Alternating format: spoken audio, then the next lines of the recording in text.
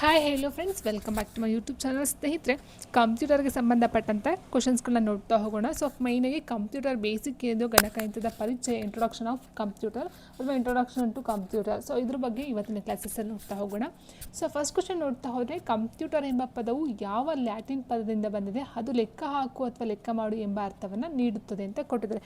So ಮೈನಾಗಿ ನಾವು ನೋಡ್ತಾ ಹೋದರೆ ಸ್ನೇಹಿತರೆ, ಇಲ್ಲಿ ಗಣಕಯಂತ್ರ ಅಂತಕ್ಕಂಥದ್ದು ಏನಿದೆಯೋ ಕನ್ನಡದಲ್ಲಿ ಗಣಕಯಂತ್ರ ಅಂತ ಕರಿತೀವಿ. ಸೊ ಇದು ಈ ಒಂದು ಪದ ಆಂಗ್ಲ ಭಾಷೆಯ ಕಂಪ್ಯೂಟರ್ ಅಂತಕ್ಕಂಥ ಒಂದು ಪದದಿಂದ ಬಂದಿದೆ, ಹೌದಾ? ಸೊ ಆಂಗ್ಲ ಭಾಷೆಯ ಕಂಪ್ಯೂಟರ್ ಅಂತಕ್ಕಂಥ ಒಂದು ಪದದಿಂದ ಬಂದಿರತಕ್ಕಂಥದ್ದಾಗಿರುತ್ತೆ. ಇನ್ನು ಈ ಒಂದು ಕಂಪ್ಯೂಟರ್ ಅಂತಕ್ಕಂಥ ಒಂದು ಪದ ಇಂದು ಇದು ಲ್ಯಾಟಿನ್ ಭಾಷೆಯಿಂದ ಬಂದಿರತಕ್ಕಂಥ ಒಂದು ಪದವಾಗಿದ್ದು, ಲ್ಯಾಟಿನ್ ಭಾಷೆಯ ಕಂಪ್ಯೂಟರಿಯ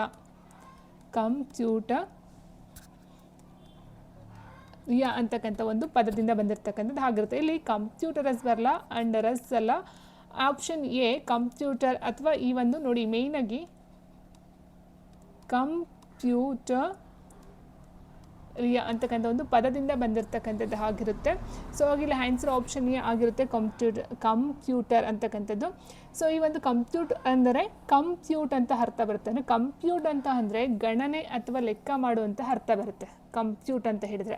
ಸೊ ಈ ಮೇಯ್ನಾಗಿ ನಾವು ಕಂಪ್ಯೂಟರ್ ಅಂತಕ್ಕಂಥದ್ದು ಯಾಕೆ ಹೇಳ್ತೀವಿ ಅಂತ ಅಥವಾ ಅದರ ಅಂದರೆ ಏನು ಅಂತ ನೋಡ್ತಾ ಹೋದರೆ, ನಮ್ಮ ನಿರ್ದೇಶನಗಳಿಗೆ ಅನುಗುಣವಾಗಿ ಕಾರ್ಯನಿರ್ವಹಿಸ್ತಕ್ಕಂಥ ಒಂದು ದತ್ತಾಂಶವನ್ನು ಸಂಸ್ಕರಿಸ್ತಕ್ಕಂಥ ಒಂದು ವಿದ್ಯುನ್ಮಾನ ಯಂತ್ರ, ಅದೊಂದು ಎಲೆಕ್ಟ್ರಿಕಲ್ ಡಿವೈಸ್ ಆಗಿರುತ್ತೆ ಸ್ನೇಹಿತರೆ. ಓಕೆ, ಸೊ ವಿತೌಟ್ ಎಲೆಕ್ಟ್ರಿಕ್ ಅದು ವರ್ಕ್ ಮಾಡ್ತಕ್ಕಂಥದ್ದು ಆಗಿರೋದಿಲ್ಲ.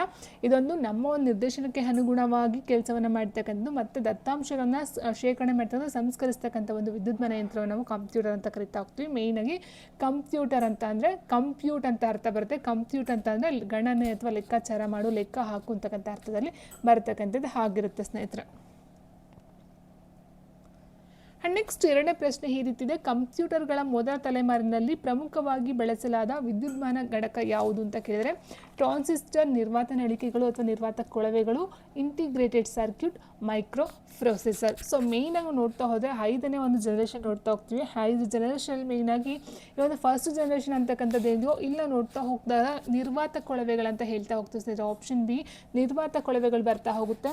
ಇನ್ನು ಟ್ರಾನ್ಸಿಸ್ಟರ್ ಎಲ್ಲಿ ಬರುತ್ತೆ ಅಂತ ಹೇಳಿದ್ರೆ 2ನೇ ತಲೆಮಾರು ಅಥವಾ ಸೆಕೆಂಡ್ ಜನರೇಷನ್ ಅಂತ ಏನು ಹೇಳ್ತೀವಿ ಅಲ್ಲಿ ಬರ್ತಕ್ಕಂಥದ್ದಾಗಿರುತ್ತೆ. IC ಚಿಪ್ಗಳು 3ನೇ ತಲೆಮಾರಲ್ಲಿ ಬರ್ತಕ್ಕಂಥ, ಇಂಟಿಗ್ರೇಟೆಡ್ ಸರ್ಕ್ಯೂಟ್ ಬಂದು 3ನೇ ತಲೆಮಾರಲ್ಲಿ ಬರುತ್ತೆ. ಆ್ಯಂಡ್ ಮೈಕ್ರೋ ಪ್ರೊಸೆಸರ್ ಬಂದು 3, 4 ಮತ್ತು 5ನೇ ತಲೆಮಾರಿನಲ್ಲಿ ಬರ್ತಕ್ಕಂಥದ್ದು ಆಗಿರುತ್ತೆ ಸ್ನೇಹಿತರೆ. ಓಕೆ, ಸೊ ಇಲ್ಲೂ ಸಹ ಡಿವೈಡ್ ಆಗ್ತಾ ಹೋಗುತ್ತೆ. IC ಚಿಪ್ಗಳಂತ ಹೇಳ್ತಾ ಹೋದಾಗ ನೋಡಿ, ಇಲ್ಲಿ ಈ ಒಂದು IC ಚಿಪ್ ಅಂತ ಹೇಳಿದಾಗ ಇಂಟಿಗ್ರೇಟೆಡ್ ಸರ್ಕ್ಯೂಟ್ ಅಂತಕ್ಕಂಥದ್ದು ಏನು ಹೇಳ್ತೀವೋ 3ನೇ ತಲೆಮಾರಿನಲ್ಲಿ ಬರ್ತಕ್ಕಂಥದ್ದು SSIC ಬರುತ್ತೆ. ಅದಾದ ನಂತರ MSIC ಮೇಯ್ನಾಗಿ 3ನೇ ಒಂದು ಜನರೇಷನ್ ಬರ್ತಕ್ಕಂಥದ್ದಾಗಿರುತ್ತೆ. ಇನ್ನು 4ನೇ ಜನರೇಷನ್ ನೋಡ್ತಾ ಹೋದಾಗ 4th ಜನರೇಷನ್ ಏನಿದೆಯೋ, ಸೊ ಇಲ್ಲಿ ಮೇಯ್ನಾಗಿ ನೋಡ್ತಾ ಹೋದರೆ MSIC ಆ್ಯಂಡ್ LSIC ಅಂತಕ್ಕಂಥದ್ದು ಬರುತ್ತೆ. ಆ್ಯಂಡ್ 5th ಜನರೇಷನ್ ನೋಡ್ತಾ ಹೋದರೆ ಸ್ನೇಹಿತರೆ LSIC ಆ್ಯಂಡ್ VLSIC ಅಂತಕ್ಕಂಥದ್ದು. ಸೊ ಇಲ್ಲಿ ಕೇಳ್ತಾ ಹೋಗ್ತಾರೆ ಮೇಯ್ನಾಗಿ ಈ ಒಂದು ಟ್ರೆಂಡ್ ಏನಂತ ಹೇಳಿದ್ರೆ ಸ್ನೇಹಿತರೆ, ಈ ಒಂದು ಪ್ರಶ್ನೆಗಳಿಗೆ ಬದಲಾಗಿ ಈ ಒಂದು VLSIC ಏನಿದೆಯೋ ಆ್ಯಂಡ್ MSIC ಏನಿದೆಯೋ SSIC ಯಾವ ಒಂದು ಜನರೇಷನಲ್ಲಿ ಕಂಡು ಬರ್ತಕ್ಕಂಥ IC ಚಿಪ್ಗಳಾಗಿರುತ್ತೆ ಅಂತ ಕೇಳ್ತಾ ಹೋಗ್ತಾರೆ ಸ್ನೇಹಿತರೆ. ಓಕೆ, ಸೊ ಹಾಗಿರ್ಬೇಕಾದ್ರೆ ಇಲ್ಲಿ ಆನ್ಸರ್ ನೋಡ್ತಾ ಹೋದರೆ ಆಪ್ಷನ್ 2 ನಿರ್ವಾತ ಕೊಳವೆಗಳು ಅಥವಾ ವ್ಯಾಕ್ಯೂಮ್ ಟ್ಯೂಬ್ಸ್ ಏನಿದೆಯೋ ಇದು ಕಂಪ್ಯೂಟರ್ಗಳ ಫಸ್ಟ್ ಜನರೇಷನಲ್ಲಿ ಕಂಡು ಬರ್ತಕ್ಕಂಥ ಒಂದು ವಿದ್ಯುನ್ಮಾನ ಗಣಕ ಆಗಿರುತ್ತೆ. ಆ್ಯಂಡ್ ನೆಕ್ಸ್ಟ್ ಕ್ವೆಶನ್ ನೋಡ್ತಾ ಹೋದರೆ, ಆಧುನಿಕ ಕಂಪ್ಯೂಟರ್ಗಳ ಪಿತಾಮಹ ಎಂದು ಯಾರನ್ನು ಕರೆಯಲಾಗುತ್ತದೆ? Charles Babbage, Alan Turing, John von Neumann, Steve Jobs ಕೊಟ್ಟಿದ್ದಾರೆ ಸ್ನೇಹಿತರೆ. ಆಧುನಿಕ ಕಂಪ್ಯೂಟರ್ಗಳ ಪಿತಾಮಹ, modern computer, father of modern computer ಅಂತ ಹೇಳ್ತೀವಿ. ಸೊ ಇಲ್ಲಿ Charles Babbage, Alan Turing, John von Neumann, Steve Jobs ಕೊಟ್ಟಿದ್ದಾರೆ. ಸೊ ಟೋಟಲಾಗಿ ಹೇಳ್ತಾ ಹೋದಾಗ ಕಂಪ್ಯೂಟರ್ಗಳ ಪಿತಾಮಹ ಯಾರು ಅಂತ ಕೇಳಿದ್ರೆ ಚಾರ್ಲ್ಸ್ ಬ್ಯಾಬೇಜ್ ಅಂತ ತಗೊಳ್ತೀವಿ. ಆದರೆ ಆಧುನಿಕ ಕಂಪ್ಯೂಟರ್ಗಳ ಪಿತಾಮಹ ಯಾರು ಅಂತ ಹೇಳಿದ್ರೆ ಆಪ್ಷನ್ ಬಿ ಅಲನ್ ಟ್ಯೂರಿಂಗ್ ರವರು ಆಗಿರ್ತಾರೆ. ಆಧುನಿಕ ಕಂಪ್ಯೂಟರ್ಗಳ ಪಿತಾಮಹ ಅಲನ್ ಟ್ಯೂರಿಂಗ್.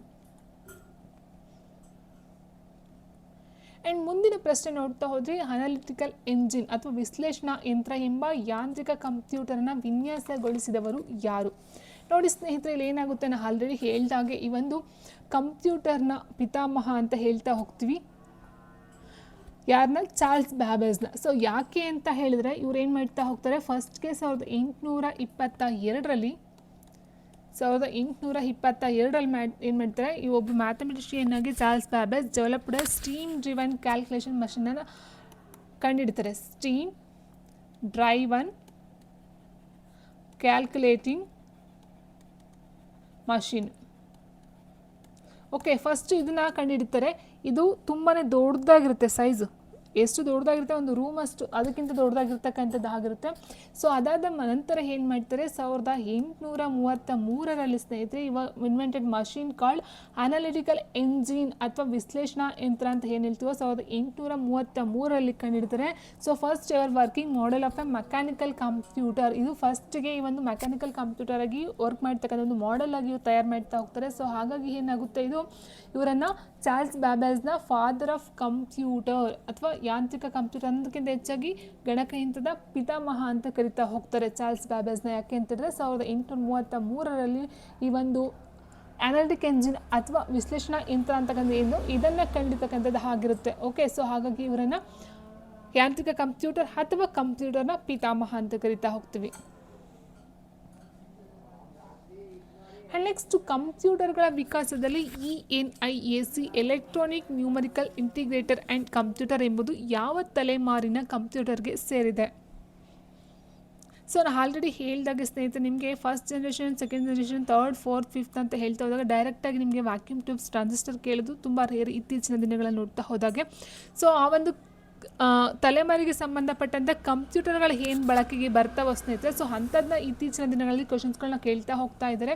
ಸೊ ಹೀಗಿರಬೇಕಾದ್ರೆ ಕೇಳಿದರೆ ENIAC ಅಂತಕ್ಕಂಥದ್ದು ಏನಿದೆಯೋ, ಸೊ ಇದರ ಒಂದು ವಿಸ್ತರಣಾ ರೂಪವನ್ನು ನಾವು ನೋಡ್ತೀವಿ ಅಂತ ಹೇಳಿದರೆ ಸ್ನೇಹಿತರೆ, ಎಲೆಕ್ಟ್ರಾನಿಕ್ ನ್ಯೂಮರಿಕಲ್ ಎಷ್ಟು ಕೊಟ್ಟಿದ್ದಾರೆ ನೋಡಿ, electronic numerical integrator and computer ಅಂತ ಕೊಟ್ಟಿದ್ದಾರಲ್ವಾ. ಸೊ ಇದನ್ನು ಫಸ್ಟ್ ಎಲೆಕ್ಟ್ರಾನಿಕ್ ಕಂಪ್ಯೂಟರ್ ಅಂತ ಹೇಳ್ತೀವಿ. First electronic computer. So first electronic computer ಯಾವುದಂತ ಕೇಳಿದರೆ ENIAC ಆಗಿರುತ್ತೆ. ಸೊ ಇದನ್ನು ಕಂಡಿಡಿದವ್ರು ಯಾರಂತೇಳಿದ್ರೆ ಜಾನ್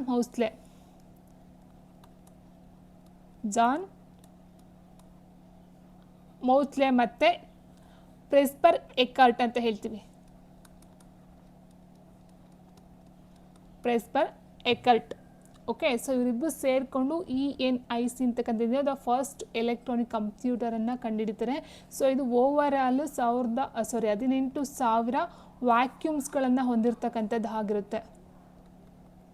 ಓಕೆ, ಸೊ ಹಾಗಾಗಿ ಇಲ್ಲಿ ಫಸ್ಟ್ ಒಂದು ವ್ಯಾಕ್ಯೂಮ್ ಟ್ಯೂಬ್ಸ್ ಅಂತ ಏನು ಹೇಳ್ತೀವೋ ಫಸ್ಟ್ ಜನ್ರೇಷನ್ ಕಂಡು ಬರ್ತಕ್ಕಂಥದ್ದು. ಸೊ ಈ ಒಂದು 18,000 ವ್ಯಾಕ್ಯೂಮ್ ಟ್ಯೂಬ್ಸ್ಗಳನ್ನು ಹೊಂದಿರತಕ್ಕಂಥದ್ದು ಇದಾಗಿರುತ್ತೆ. ಸೊ ಇದನ್ನು ಕಂಡಿಡ್ತಕ್ಕಂಥದ್ದು ಜಾನ್ ಮೌಸ್ಲೆ ಮತ್ತು ಪ್ರೆಸ್ಪರ್ ಎಕಾರ್ಟ್ ಅಂತಕ್ಕಂಥವ್ರು ಕಂಡುಹಿಡಿತಾ ಹೋಗ್ತಾರೆ. ಯಾವಾಗ 1946ರಲ್ಲಿ ಕಂಡುಹಿಡಿತಕ್ಕಂಥದ್ದು. ಇದು ಒಂದು ಫಸ್ಟ್ ಎಲೆಕ್ಟ್ರಾನಿಕ್ ಕಂಪ್ಯೂಟರ್ ಆಗಿರುತ್ತೆ ಸ್ನೇಹಿತರೆ. ಸೊ ಹಾಗಾಗಿ ಇದು ಎಲ್ಲಿ ಕಂಡು ಬರುತ್ತೆ ಅಂತ ಹೇಳಿದರೆ ಫಸ್ಟ್ ಜನ್ರೇಷನಲ್ಲಿ ಕಂಡು ಬರ್ತಕ್ಕಂಥದ್ದು, ಮೊದಲ ತಲೆಮಾರಿನಲ್ಲಿ ಕಂಡು ಬರ್ತಕ್ಕಂಥದ್ದು ಆಗಿರುತ್ತೆ. ಸೊ ಇದಾದ ನಂತರ ಮತ್ತೊಂದು ಸಹ ಕಂಡುಹಿಡ್ತಾರೆ ಸ್ನೇಹಿತರೆ, ಯಾವ್ದು ಗೊತ್ತಾ, UNIVAC ಅಂತ ಹೇಳ್ತೀವಿ. ಸೊ ಇದೇನು ಇದೆಯೋ IAC. ಓಕೆ, ಸೊ UNIVAC ಅಂತ ಹೇಳಿದರೆ ಯೂನಿವರ್ಸಲ್ ಆಟೋಮೆಟಿಕ್ ಕಂಪ್ಯೂಟರ್ ಅಂತ ಹೇಳ್ತೀವಿ ಸ್ನೇಹಿತರೆ. ಯೂನಿವರ್ಸಲ್ ಆಟೋಮೆಟಿಕ್ ಕಂಪ್ಯೂಟರ್ ಇದು ಸಹ ಸೇಮ್ ಜಾನ್ ಮೌಸ್ಲೆ ಮತ್ತು ಪ್ರೆಸ್ಪರ್ ಎಕಾರ್ಟ್ ಅವರು 1951ರಲ್ಲಿ ಕಂಡುಹಿಡ್ತಾರೆ. ಇದು ಸಹ ಫಸ್ಟ್ ಜನ್ರೇಷನ್ ಕಂಪ್ಯೂಟರ್ ಬರ್ತಕ್ಕಂಥದ್ದೇ. ಇದರಲ್ಲಿ 5,200 ವ್ಯಾಕ್ಯೂಮ್ ಟ್ಯೂಬ್ಸ್ಗಳನ್ನು ಬಳಸ್ಕೊಳ್ತಕ್ಕಂಥದ್ದು ಆಗಿರುತ್ತೆ. ಓಕೆ, ಸೊ ಹಾಗಾಗಿ ನೋಡ್ತಾ ಹೋದರೆ ಸ್ನೇಹಿತರೆ ENIAC ಪ್ಲಸ್ VNIVAC ಇವೆರಡು ಸಹ ಫಸ್ಟ್ ಜನ್ರೇಷನ್ ಕಂಪ್ಯೂಟರಲ್ಲಿ ಬರ್ತಕ್ಕಂಥದ್ದು ಆಗಿರುತ್ತೆ.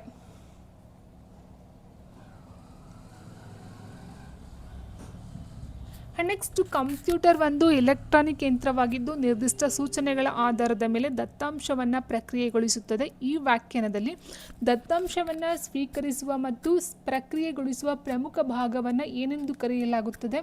ಔಟ್ಪುಟ್ ಸಾಧನ, ಇನ್ಪುಟ್ ಸಾಧನ, ಪ್ರೊಸೆಸಿಂಗ್ ಯೂನಿಟ್, ಸಂಗ್ರಹಣಾ ಸಾಧನ ಕೊಟ್ಟಿದ್ದಾರೆ ನೋಡಿ. ಕಂಪ್ಯೂಟರ್ ಒಂದು ಎಲೆಕ್ಟ್ರಾನಿಕ್ ಯಂತ್ರವಾಗಿದ್ದು ನಿರ್ದಿಷ್ಟ ಸೂಚನೆಗಳ ಆಧಾರದ ಮೇಲೆ ದತ್ತಾಂಶವನ್ನು ಪ್ರಕ್ರಿಯೆಗೊಳಿಸುತ್ತದೆ. ಸಂಗ್ರಹಣಾ ಸಾಧನ ಅಂತ ಹೇಳಿದರೆ ದತ್ತಾಂಶಗಳನ್ನು ಏನು ಮಾಡ್ತದೆ, ಸ್ಟೋರ್ ಮಾಡ್ತಕ್ಕಂಥದ್ದು ಆಗಿರುತ್ತೆ. ಬಟ್ ಇಲ್ಲಿ ಕೊಟ್ಟಿರ್ತಕ್ಕಂಥದ್ದು ಹಾಗಲ್ಲ ಸ್ನೇಹಿತರೆ, ದತ್ತಾಂಶವನ್ನು ಸ್ವೀಕರಿಸ್ತಕ್ಕಂಥದ್ದು ಮತ್ತು ಪ್ರಕ್ರಿಯೆಗೊಳಿಸ್ತಕ್ಕಂಥ ಭಾಗ ಯಾವುದು ಅಂತ ಕೇಳಿದ್ದಾರೆ. ಸೊ ಇನ್ಪುಟ್ ಔಟ್ಪುಟ್ ಬಂದರೆ, ಔಟ್ಪುಟ್ ಅಂತ ಹೇಳಿದರೆ ಹೊರಗಡೆ ಹೋಗ್ತಕ್ಕಂಥದ್ದಾಗಿರುತ್ತೆ, ಇನ್ಪುಟ್ ಅಂದರೆ ಹೊರಗಡೆಯಿಂದ ಒಳಗಡೆ ತಗೊಳ್ತಕ್ಕಂಥ ಇನ್ಫಾರ್ಮೇಷನ್ ಆಗಿರುತ್ತೆ ಸ್ನೇಹಿತರೆ.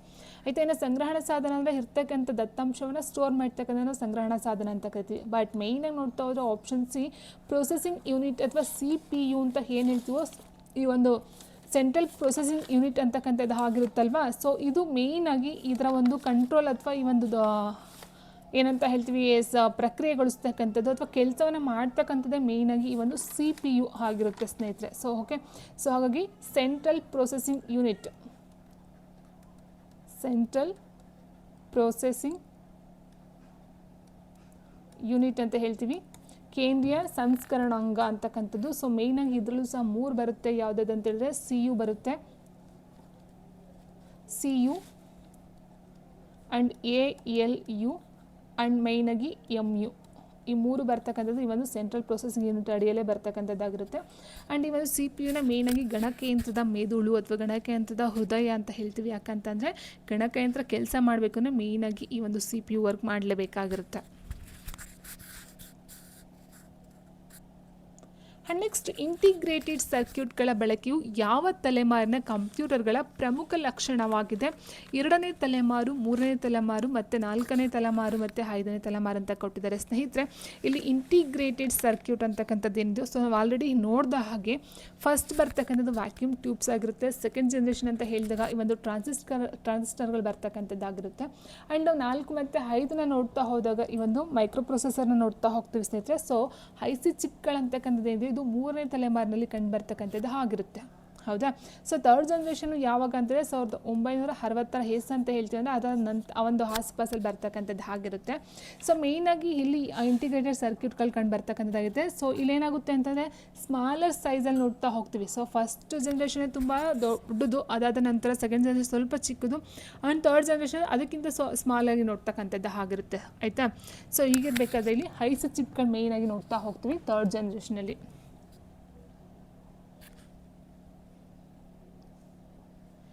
ಆ್ಯಂಡ್ ನೆಕ್ಸ್ಟು ಕಂಪ್ಯೂಟರ್ನ ಮೂಲ ಕಾರ್ಯಾಚರಣೆ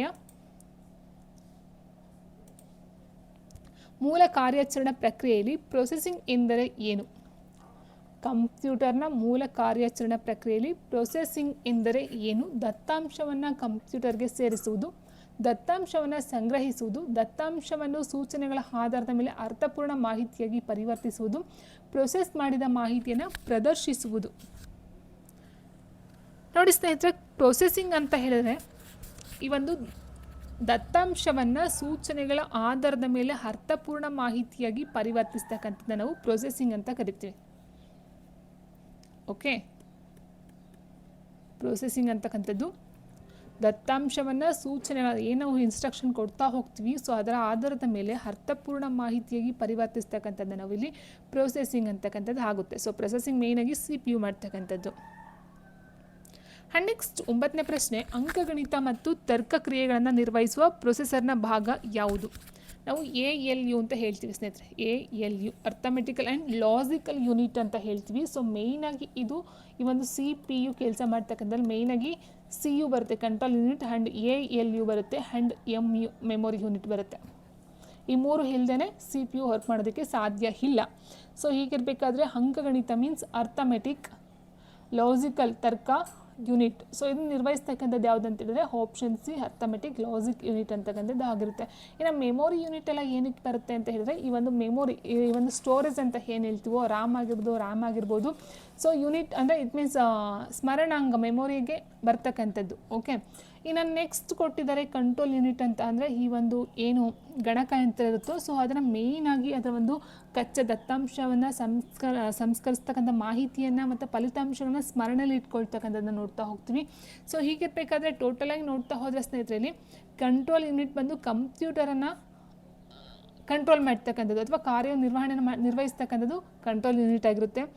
ಅದರ ಜೊತೆಗೆ ಅರ್ಥಮೆಟಿಕ್ ಮತ್ತು ತರ್ಕ ಲಾಜಿಕಲ್ಗೆ ಸಂಬಂಧಪಟ್ಟಂತೆ ಏನು ಕೆಲಸಗಳು ಬರುತ್ತೋ ಸೊ ಲೆಕ್ಕಾಚಾರ ಮಾಡ್ತಕ್ಕಂಥದ್ದು ಇರುತ್ತೋ ಸೊ ಅದನ್ನು ಅಂಕಗಣಿತ ಮತ್ತು ತಾರ್ಕಿಕ ಘಟಕ ಮಾಡ್ತಕ್ಕಂಥದ್ದಾಗಿರುತ್ತೆ. ಇನ್ನು ಮೇಯ್ನಾಗಿ ಹೇಳ್ಬೇಕಂದ್ರೆ ಗಣಕಯಂತ್ರದ ಲೆಕ್ಕಾಚಾರದ ತಲೆ ಅಂತ ಕರೀತಾರೆ ಇದನ್ನು, ಲೆಕ್ಕಾಚಾರದ ತಲೆ ಇದ್ದಂತೆ ಅಂತ. Okay, so answer option C.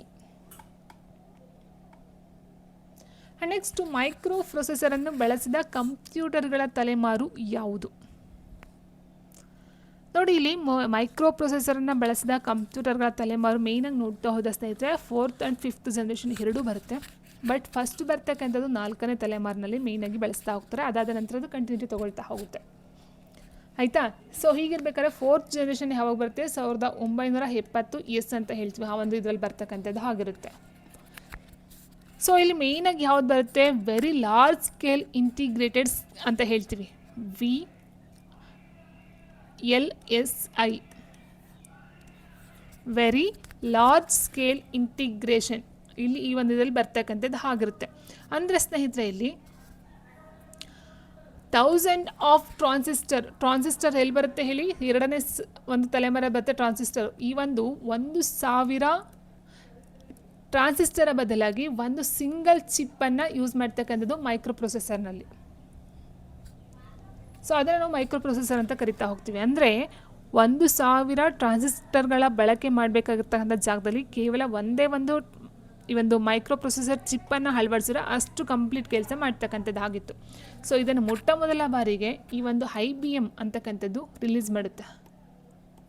International business machine ಅಂತ ಏನು ಹೇಳ್ತೀವೋ, ಸೊ ಇದನ್ನು ಮೊಟ್ಟ ಮೊದಲ ಬಾರಿಗೆ ಇಂಟ್ರೊಡಕ್ಷನ್ ಮಾಡ್ತಕ್ಕಂಥದ್ದು ಆಗಿರುತ್ತೆ ಸ್ನೇಹಿತರೆ. ಓಕೆ, ಸೊ ಈಗಿರಬೇಕಾದ್ರೆ ಇಲ್ಲಿ ಆನ್ಸರ್ ಯಾವುದಾಗುತ್ತೆ? ಆಪ್ಷನ್ ಸಿ, 4ನೇ ತಲೆಮಾರು ಆಗಿರ್ತಕ್ಕಂಥದ್ದು. ಆ್ಯಂಡ್ ನೆಕ್ಸ್ಟ್ ನಾವು ನೋಡ್ತಾ ಹೋದರೆ, ಲೆಕ್ಕಾಚಾರಕ್ಕಾಗಿ ಬಳಸಿದ ಮೊದಲ ಯಾಂತ್ರಿಕ ಸಾಧನ ಯಾವುದು? ಇದು 10 ಗುಂಡುಗಳ ಸಲಾಕೆಗಳನ್ನು ಬಳಸಿ ಲೆಕ್ಕ ಮಾಡುವಂಥ ಒಂದು ಯಂತ್ರ. ಸೊ ಇಲ್ಲಿ ಕೊಟ್ಟಿರ್ತಕ್ಕಂಥದ್ದೇನು? ಯಾಂತ್ರಿಕ ಸಾಧನ. ಇದು 10 ಗುಂಡುಗಳ ಸಲಾಕೆಗಳನ್ನು ಬಳಸಿ ಲೆಕ್ಕ ಮಾಡ್ತಕ್ಕಂಥ ಒಂದು ಯಂತ್ರ. ಅಬೇಕಸ್ ಕೊಟ್ಟವ್ರೆ, ಲ್ಯಾಪರಸ್ ಬೋನಸ್ ಕೊಟ್ಟವ್ರೆ, ಸ್ಲೈಡ್ ರೋಲು, ಪಾಸ್ಕಲಿನ್ ಕೊಟ್ಟಿದ್ದಾರೆ. ಸರಿಯಾದ ಉತ್ತರ ಯಾವುದಂತ ನೋಡ್ತಾ ಹೋದ್ರೆ ಸ್ನೇಹಿತರೆ ಇಲ್ಲಿ ಆಪ್ಷನ್ ಎ ಅಬ್ಯಾಕಸ್ ಆಗಿರುತ್ತೆ. ಸೊ ಇದನ್ನು ಮೇಯ್ನಾಗಿ ಎಲ್ಲಿ ಕಂಡಿದ್ದಂದರೆ ಚೀನಿಯರು.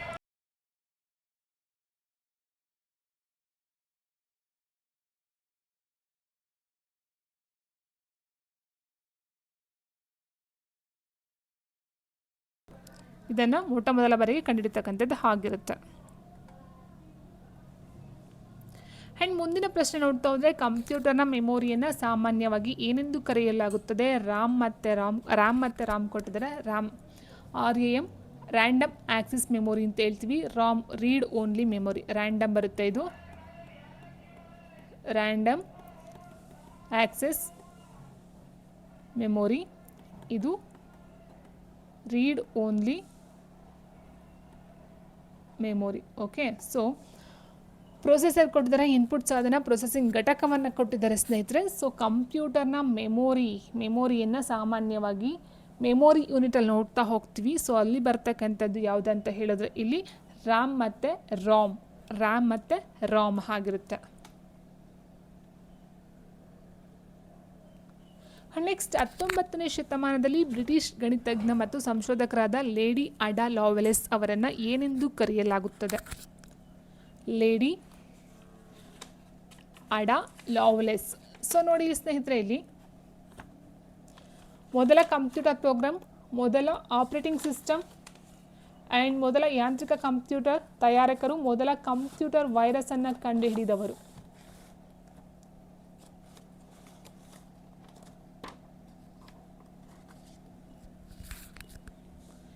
ಇಲ್ಲಿ ನೋಡ್ತಾ ಹೋದರೆ ಸರಿಯಾದ ಉತ್ತರ ಸ್ನೇಹಿತರೆ ಇಲ್ಲಿ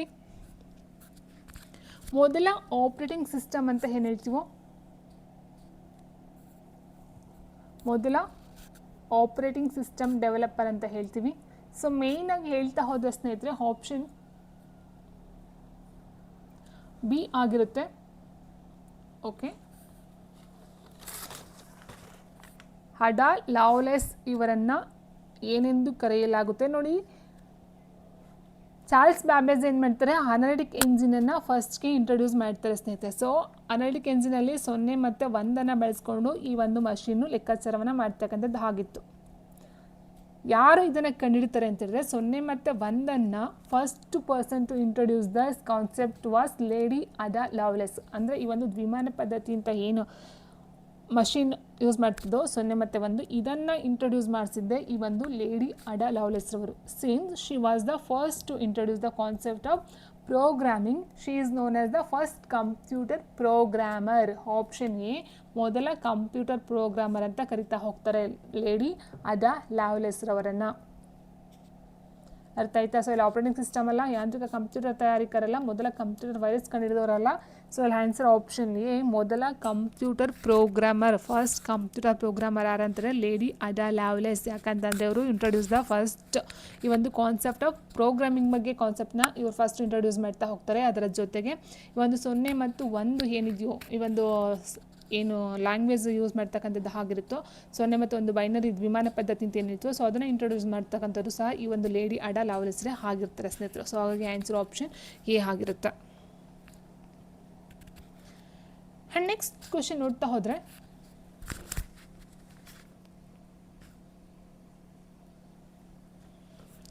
UNIVAC ಯೂನಿವರ್ಸಲ್ ಆಟೋಮೆಟಿಕ್ ಕಂಪ್ಯೂಟರನ್ನು ಸಾಮಾನ್ಯವಾಗಿ ಯಾವ ಉದ್ದೇಶಕ್ಕಾಗಿ ಬಳಸಿದ ಮೊದಲ ವಾಣಿಜ್ಯ ಕಂಪ್ಯೂಟರ್ ಎಂದು ಪರಿಗಣಿಸಲಾಗಿದೆ? ನಾನು ಆಲ್ರೆಡಿ ಹೇಳಿದಾಗೆ ಸ್ನೇಹಿತರೆ, ಫಸ್ಟ್ ಜನ್ರೇಷನ್ ನೋಡ್ತಾ ಹೋಗ್ತೀವಿ. UNIVAC universal automatic computer was first invention ಮಾಡಿದ್ದು ಯಾರಂತಾರೆ? ಜಾನ್ ಮೌಸ್ಲೆ ಮತ್ತು ಪ್ರಾಸ್ಪರ್ ಎಕಾರ್ಟ್ ಅವರು. ಜಾನ್ ಮೌಸ್ಲೆ ಮತ್ತು ಪ್ರಾಸ್ಪರ್ ಎಕಾರ್ಟ್. ಓಕೆ, ಇಂಗ್ಲೀಷ್ ಬೇಸ್ಡ್ ಇವೆ ಇಂಥವೆಲ್ಲ ಬರೆಯೋದಕ್ಕೆ.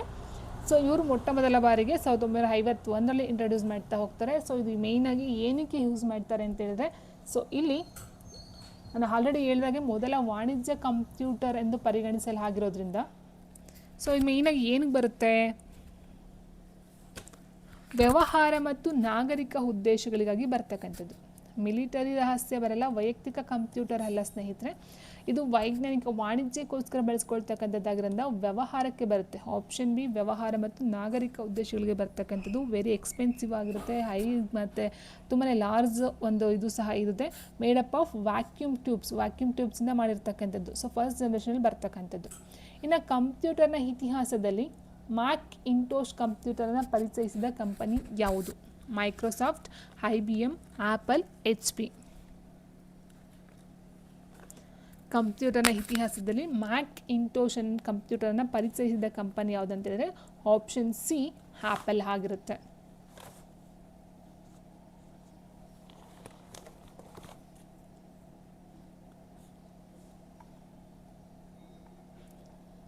ನೆಕ್ಸ್ಟ್ 5ನೇ ತಲೆಮಾರಿನ ಕಂಪ್ಯೂಟರ್ಗಳ ಪ್ರಮುಖ ತಂತ್ರಜ್ಞಾನ ಯಾವುದು? ಕೃತಕ ಬುದ್ಧಿಮತ್ತೆ, ಟ್ರಾನ್ಸಿಸ್ಟರ್, ದೊಡ್ಡ ಪ್ರಮಾಣದ ಇಂಟಿಗ್ರೇಟೆಡ್ ಸರ್ಕ್ಯೂಟ್ಸ್, ನಿರ್ವಾತ ಕೊಳವೆಗಳು.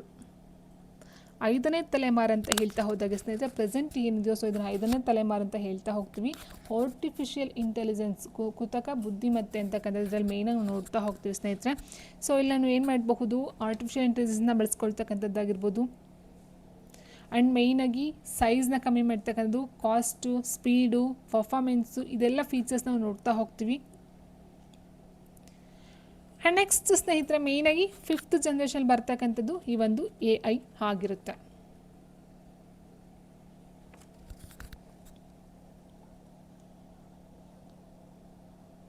ಆ್ಯಂಡ್ ನೆಕ್ಸ್ಟ್ ಮಾಹಿತಿ ಮತ್ತು ತಂತ್ರಜ್ಞಾನ ಕ್ಷೇತ್ರದಲ್ಲಿ EDSACನ ವಿಸ್ತೃತ ರೂಪವೇನು? EDSAC ಇದರ ಒಂದು ವಿಸ್ತರಣಾ ರೂಪವನ್ನು ಕೇಳ್ತಾ ಹೋಗಿದ್ದಾರೆ ಇಲ್ಲಿ. Electronic digital stored automatic computer, electronic delay storage automatic computer, early digital storage analytical computer, experimental digital stored automatic computer.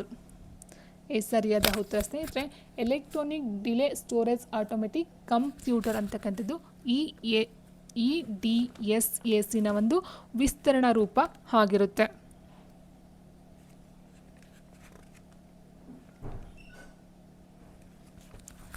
Next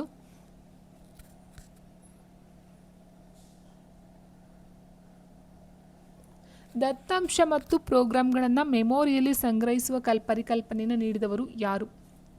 ಈ ಪರಿಕಲ್ಪನೆಯನ್ನು ಸ್ಟೋರ್ಡ್ ಪ್ರೋಗ್ರಾಮ್ ಕಾನ್ಸೆಪ್ಟ್ ಎಂದು ಕರೆಯಲಾಗುತ್ತದೆ. ಈ ಒಂದು ದತ್ತಾಂಶ ಮತ್ತು ಪ್ರೋಗ್ರಾಮ್ಗಳನ್ನು ಮೆಮೊರಿಯಲ್ಲಿ ಸಂಗ್ರಹಿಸ್ತಕ್ಕಂಥ ಒಂದು ಪರಿಕಲ್ಪನೆಯನ್ನು ಕೊಟ್ಟವರು ಯಾರು?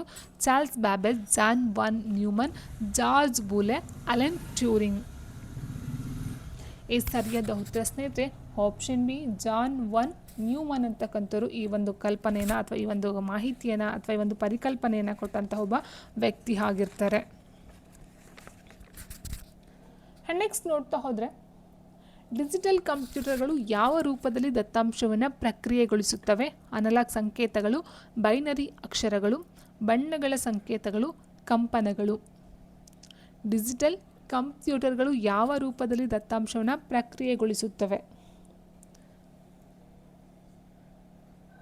ನೋಡ್ತಾ ಹೋದ ಸ್ನೇಹಿತರೆ, ಡಿಜಿಟಲ್ ಕಂಪ್ಯೂಟರ್ ಅಂತ ಹೇಳಿದಾಗ ಆಪ್ಷನ್ ಬಿ ಬೈನರಿ ಡಿಜಿಟ್ 0 ಮತ್ತು 1 ಒಳಗೊಂಡಿರ್ತಕ್ಕಂಥದ್ದು ಆಗಿರುತ್ತೆ, option B. And next last question, ವಾಣಿಜ್ಯ ಮಾರುಕಟ್ಟೆಗೆ ಮೊದಲ ವೈಯಕ್ತಿಕ ಕಂಪ್ಯೂಟರನ್ನು ಪರಿಚಯಿಸಿದ ಕಂಪನಿ ಯಾವುದು? ವಾಣಿಜ್ಯ ಮಾರುಕಟ್ಟೆಗೆ ಮೊದಲ ವೈಯಕ್ತಿಕ ಕಂಪ್ಯೂಟರ್, ಪರ್ಸನಲ್ ಕಂಪ್ಯೂಟರನ್ನು ಪರಿಚಯಿಸಿದ ಕಂಪನಿ ಯಾವುದು? IBM, ಕಮಾಂಡೋರ್, ಆ್ಯಪಲ್, ಟ್ಯಾಂಡಿ ಕೊಟ್ಟಿದ್ದಾರೆ. ಸರಿಯಾದ ಉತ್ತರ ಸ್ನೇಹಿತರೆ IBM. IBM means international business machine ಅಂತ ಹೇಳ್ತೀವಿ. ಸೊ ಇದು ಆನ್ಸರ್ ಆಗಿರುತ್ತೆ. ಓಕೆ ಸ್ನೇಹಿತರೆ, ಇದಾಗಿತ್ತು ಇವತ್ತಿನ ಕಂಪ್ಯೂಟರ್ಗೆ ಸಂಬಂಧಪಟ್ಟಂಥ ಕ್ಲಾಸಸ್. ಐ ಹೋಪ್ ವಿಡಿಯೋ ಇಷ್ಟ ಆಯ್ತು ಅಂತ ಅಂದ್ಕೊಳ್ತೀನಿ. ವಿಡಿಯೋಸ್ ಲೈಕ್ ಮಾಡಿ ಅಂತ ಹೇಳ್ತಾ ಥ್ಯಾಂಕ್ ಯು ಫಾರ್ ವಾಚಿಂಗ್.